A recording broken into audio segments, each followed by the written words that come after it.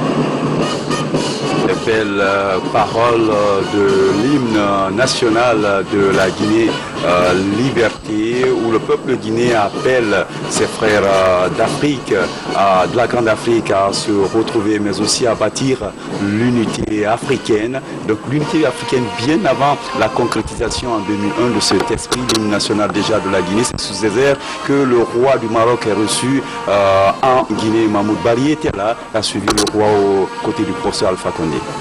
Oui, bonsoir Camara, bonsoir. À l'aéroport international de Dessia, qui était plus mobilisé du côté des étudiants qui sont venus vraiment célébrer, saluer cette visite royale. Ok, merci. Oui, Camara, votre c'est Martin Francine-Aubigny, lui aussi était à l'aéroport et on se rappelle que Martin Francine-Aubigny, c'est l'homme a tout fait les écoles. Conseil des ministres de ce jeudi 23 février 2017. La restructuration et la réorganisation de l'hôpital Donka figuraient parmi les débats. Entre les membres du gouvernement, de nouvelles réformes sont engagées et les observations sont faites pour la bonne marche de toutes les structures hospitalières du pays. Mohamed Siersouma. Le Conseil des ministres apporte son soutien à la restructuration et à la réorganisation de l'hôpital Donka. La fin du projet en novembre 2017 va produire des services de santé répondant à la demande publique. Dans cette logique, le Conseil envisage de nouvelles mesures, notamment la réorganisation administrative et financière. Pour ce qui est du domaine de la gestion administrative, les réformes devraient consister à mettre en place les organes statutaires, à savoir notamment le conseil d'administration, le comité médical d'établissement, le comité scientifique et pédagogique, le comité d'hygiène et de sécurité, le conseil de discipline. Il a souhaité que ces organes soient mis en place avant la mise en exploitation du nouvel hôpital. La réorganisation médicale et le mode de financement figurent également dans les réformes du ministère de la Santé. Le département sollicite leur approbation d'ici fin février 2017. Les débats ont permis de soulever quelques observations. Au cours des débats, les observations essentielles ont porté sur la nécessité d'élargir la restructuration sur l'ensemble des hôpitaux du pays, la réflexion sur le rôle de la protection sociale et de l'assurance maladie dans la gestion de l'hôpital. Dans le cadre de la révision des statuts de l'hôpital Donka, le ministre est invité à veiller à la conformité de ces réformes avec la loi 075 portant gouvernance financière des sociétés et établissements publics. Dans les instructions du chef de l'État, il est question de faire le point sur les accords obtenus auprès du Maroc, mais aussi l'élaboration de la feuille de route de la présidence de l'Union africaine. Écoutons Albert Damantan Camara. Pour le premier point de l'ordre du jour, Monsieur le Président de la République a invité les ministères à améliorer la qualité de leurs contributions techniques aux différents projets d'appui dont ils sont bénéficiaires, de manière à encourager les partenaires techniques et financiers et optimiser leur accompagnement. Il a insisté sur la nécessité d'une mise en œuvre efficiente des chronogrammes d'exécution des accords et conventions. Le chef de l'État a instruit l'ensemble des départements concernés à faire le point sur l'évolution de leurs accords avec les partenaires marocains et à finaliser les conventions qu'ils doivent conclure lors de la visite de Sa Majesté le Roi du Maroc. Le président de la République a demandé au ministre de la Jeunesse de se rapprocher de la ministre en charge de l'action sociale et des ambassadeurs de Guinée en Éthiopie, au Nigeria, aux États-Unis et en Suisse pour élaborer la feuille de route de la présidence de l'Union africaine dont le thème est « Tirer pleinement profit du dividende démographique en investissant dans la jeunesse ». Fini la validation du plan national de développement économique et social. La présentation a été faite ce jeudi en Conseil des ministres. Suivons ensemble cet extrait. La ministre du Plan et de la Coopération internationale a fait une communication relative au processus de validation du plan national de développement économique et social. Elle a indiqué que l'objet de sa communication est de présenter la version finale de l'avant-projet du plan national de développement économique et social 2016-2020 qui a été validé le mercredi 15 février 2017 par la Commission nationale de planification sous la présidence de son Excellence Monsieur le Premier ministre. Cette présentation s'articulera autour de 6 points: les traits caractéristiques du plan, l'analyse de la dynamique de développement, les choix stratégiques, les modalités de mise en œuvre et de suivi-évaluation, les facteurs de risque et les prochaines étapes.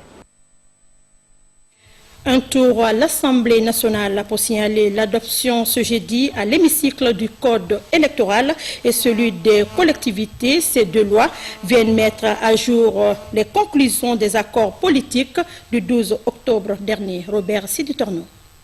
L'adoption du code électoral et du code des collectivités locales par les députés à l'Assemblée nationale met fin désormais aux divergences au sein de la classe politique par rapport à la tenue des élections locales en perspective. Ces deux lois organiques adoptées à la majorité des députés présents s'inscrivaient en droite ligne des conclusions de l'accord politique et social du 12 octobre 2016. Il faut reconnaître qu'il y avait beaucoup de contradictions entre les dispositions de la Constitution et le code électoral, mais il y avait aussi des contradictions entre le code des collectivités locales qui parle un peu du fonctionnement des collectivités locales et du code électoral qui dans une certaines mesures également parlent du mode d'élection au niveau des collectivités locales. Donc des amendements ont également été apportés à ce niveau, sans compter certaines lacunes. De l'autre côté, il y a également que dans la Constitution du 7 mai 2010, il y a eu une innovation majeure qui parle de l'élection des conseils régionaux, qui érige les conseils régionaux en collectivités locales. Dans les débats à l'hémicycle, nombreux députés ont dénoncé des insuffisances contenues dans les textes examinés. Cependant, l'explication de vote par les 3 groupes parlementaires a permis l'adoption de ces deux lois organiques à la majorité des députés présents. Tout le monde est d'accord, même ceux qui sont opposés à ce point 2, que le code électoral en vigueur a des insuffisances qui méritaient d'être corrigées. Et c'était une décision prise par la classe politique, même avant le dialogue de 2015 et de 2016. Le ministre de l'administration du territoire a salué l'esprit patriotique des élus du peuple. Je pense que des dispositions vont être prises rapidement. Dans un premier temps, parce que c'était une barrière, tant que le code électoral n'était pas voté par l'Assemblée, on ne pouvait pas aller aux élections communales dans notre pays. C'était la barrière. J'espère qu'elle est aujourd'hui levée. Deuxièmement, et cette innovation, elle va être saluée par tous les Guinéens, la régionalisation. La régionalisation, c'est le regroupement, n'est-ce pas, des conseils communaux en conseil régional. La 3e loi, adoptée à l'unanimité, porte sur l'attribution, l'organisation et le fonctionnement de la Cour suprême. Pour le ministre de la Justice et Garde des Sceaux, le texte adopté corrige quelques imperfections. Si la Cour suprême ne marche pas dans un pays, c'est une entorse à l'architecture judiciaire du pays. C'est pourquoi, depuis 2 ans, on se bat pour que cette loi, enfin, puisse être applicable dans notre pays. Comme vous le savez, il faut envoyer de nouveaux magistrats à la Cour suprême. Il faut que les affaires puissent être traitées en temps. Actuellement, il y a beaucoup de retard. Il y a des chambres qui ne fonctionnent pas pour la simple raison qu'il n'y a pas beaucoup de magistrats. La session extraordinaire prend fin demain vendredi. Justement, parlant du code des collectivités locales, le ministre de l'administration du territoire a soumis un examen les amendements du gouvernement. Ils prennent en compte les articles 89 et 90 de la dite loi. Suivez. Le ministre de l'administration du territoire et de la décentralisation a soumis un examen des amendements du gouvernement portant sur le code des collectivités locales. Il a affirmé que les articles 89 et 90 visent à créer une harmonie entre la gestion décentralisée et la gestion déconcentrée. Cette adéquation, qui est indispensable à tout développement de l'administration, requiert de conférer aux collectivités un statut juridique définissant les modes d'appropriation par les élus locaux des objectifs de développement. Il a rappelé que le présent projet de loi s'inscrit dans le cadre du processus de réforme politique et institutionnelle à grande échelle amorcé dans le sillage de la Constitution de la République de Guinée adoptée en 2010. Il a indiqué que c'est dans le sens de respecter cette orientation que la Constitution du 7 mai 2010 a donné d'autres statuts aux collectivités locales qui sont contenus dans les articles 134 et 135 qui précisent que les collectivités locales sont les régions, les communes urbaines et les communes rurales dont la création, l'organisation et le fonctionnement relèvent du domaine de la loi. C'est donc à ce titre que le ministère en charge de la décentralisation a introduit un projet de loi portant Code des collectivités locales en vue de prendre en compte les nouvelles réalités sociopolitiques de notre pays. Le ministre a affirmé que conformément aux instructions de Monsieur le Premier ministre, il a été mis en place un comité de relecture du projet de loi portant Code des collectivités locales en instance d'adoption par la session extraordinaire de l'Assemblée nationale en cours. Toujours l'actualité nationale, la présidente de la haute autorité de la communication, HAC, a échangé ce jeudi avec les patrons des associations de presse. Une rencontre pour inviter les hommes de médias au respect de la déontologie et de l'éthique du métier. Amadou Touré. La haute autorité de la communication, HAC, rencontre les représentants des organes de presse publics et privés. Objectif: interpeller les journalistes sur leurs responsabilités dans le traitement de l'information en cette période particulièrement marquée par des contestations sociales. Nous avons constaté qu'il y a un problème. Il y a trop de dérapages. Si vous ne traitez pas les informations que vous collectez en ville ou ailleurs avec professionnalisme, en tenant compte de la déontologie du métier, mais vous devenez un criminel en herbe.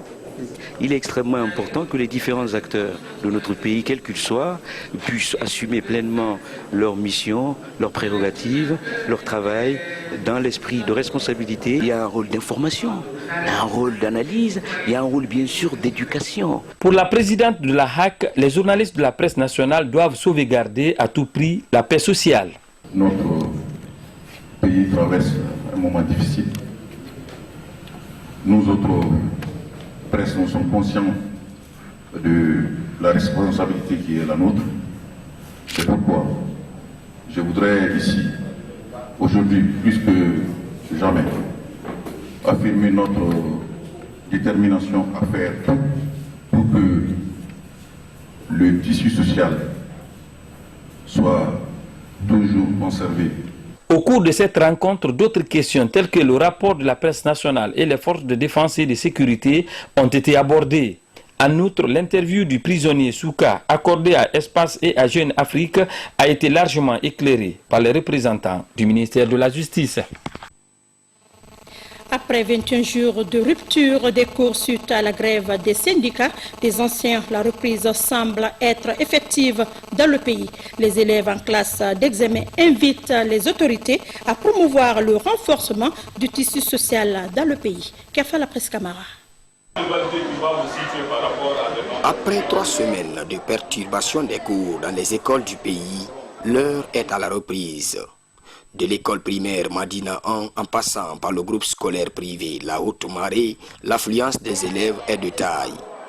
Dans cette salle, par exemple, ce sont des élèves en situation de classe d'examen qui véhiculent un message de paix à l'endroit des autorités du pays pour privilégier le dialogue. Je veux que le gouvernement s'entende avec les professeurs et les syndicats parce que moi, en tant que candidate, je ne veux pas que cette année soit une année de grève. D'abord, j'aimerais remercier l'État d'avoir conclu un accord avec les syndicats. Ça, c'est une bonne chose pour les élèves. C'est une bonne nouvelle pour nous. Parce que nous avons fait 3 semaines de repos, un repos que nous ne nous attendions pas. Malgré la réticence de certains élèves, les cours semblent être effectifs. C'est pourquoi d'autres invitent leurs collègues à venir à l'école. Je dirais à mes chers camarades, comme les syndicats et le gouvernement se sont entendus, je les dirais de reprendre maintenant le chemin de l'école parce que nous savons maintenant que tout est en ordre. Ils peuvent maintenant venir à l'école parce qu'il n'y a aucun problème. Bon, elle était un peu timide cette reprise, puisque jusqu'ici, il y a certains parents qui ont la peur au ventre. La journée d'hier par rapport à la journée d'aujourd'hui, si vous faites cette comparaison, vous allez voir qu'il y a eu quand même assez d'engouement. Soucieux de leur encadrement, il invite les deux parties à s'impliquer davantage dans le renforcement de l'unité nationale et la quiétude sociale dans le pays. Pour finir, un mot de sport. Dans ce journal, l'équipe nationale junior de football est arrivée à Lusaka, en Zambie, pays hôte de cette 20e édition de la CAN de sa catégorie. Le Sili junior est accompagné d'une forte délégation de 30 membres. Kadieto Traoré, Mohamed Mpati Kamara. Le Sili Junior est arrivé à Lusaka, la capitale zambienne, dans la matinée de ce mercredi 22 février 2017. Après près de 2 semaines de stage de préparation à Johannesburg, en Afrique du Sud. Un stage assorti de 2 matchs amicaux contre le Soudan et l'équipe junior de 8 Academy Football Club de Merencia. Des rencontres au cours desquelles les poulains de Mandjou Diallo ont arraché 2 victoires pour 2 buts marqués, 0 encaissés, d'où sa satisfaction. Ce stage a été bénéfique pour nous, d'autant plus que les 2 matchs qu'on a essayé de livrer à Johannesburg, le premier match, je ne peux pas parler du second match parce que ça a été vraiment un match facile pour nous, mais le premier match a été vraiment un match d'un niveau technique appréciable. Parce que, ce qui est réconfortant dans ce stage, c'est le fait qu'on n'a pas eu vraiment de blessés. Pour mieux permettre à cette équipe nationale guinéenne à se sentir à l'aise dans cette compétition, le ministère en charge des sports a diligenté son DAF à Lusaka, le QG de la poule A, poule de la Guinée, afin de régler tous les problèmes qui sont de leur ressort. Cette délégation de l'équipe nationale de Guinée est composée de 30 personnes. Et depuis que je suis là, toutes les dispositions ont été prises du côté de Lusaka ici, notamment la logistique, l'hôtel pour l'hébergement de cette équipe nationale de Guinée. Il faut qu'on supporte notre équipe. Nous sommes Guinéens, nous sommes connus comme Guinéens dans ce pays. Il faudrait que nous supportons notre équipe pour que nous puissions aller jusqu'à la finale. Le Sili Junior a déjà pris son quartier général dans un hôtel 4 étoiles avec tout le confort dû à son statut de représentant national. C'est la fin de ce journal. Merci à tous de l'avoir suivi. Au revoir.